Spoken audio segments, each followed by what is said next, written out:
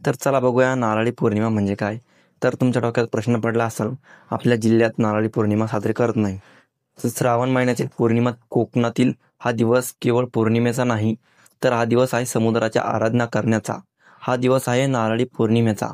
तर बघूया, नारळी पौर्णिमा म्हणजे मच्छीमार लोकांची पूजा कर करतानाचे दृश्य. नारळ नारळ घेतलेले कोकणातील मच्छीमार बांधव या दिवशी समुद्राच्या अंगणात अर्पण करतात. तर मित्रांनो, असं आहे की ह्या दिवसापासून मच्छीमार सुरू होते. तर नारळ अर्पण करतात. तर वरून देवातील वंदन करतात, कारण समुद्राचा त्यांच्या जीवनात आधार आहे. आपली बोटे निघतात. पारंपरिक वेशात माणसं.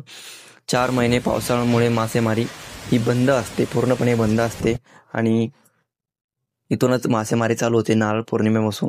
नारळापासून बनवलेले लाडू, शिरा व हे सगळे जण घरी बसून सण बनवतात. मग तिथून पुढे चालू होते त्यांच्या नव्या वर्षाची सुरुवात. तर आपण ह्या व्हिडिओमध्ये असं बघितलं की शिवारे, नैवेद्य, पारंपरिक गीते, लहान मुले नाचतात, खेळतात व यांची नवी सुरुवात याच दिवसापासून होते. घराघरात नारळाचा शिरा, लाडू, पोळी यांचा नैवेद्य असतो. पारंपरिक गीते, नृत्य आणि आनंदाचा वातावरण भरलेलं असतं. तर यालाच म्हणतात नारळी पौर्णिमा. तर तुम्हाला माहीत होतं की नाही, कमेंटमध्ये सांगा. जय हिंद, जय महाराष्ट्र.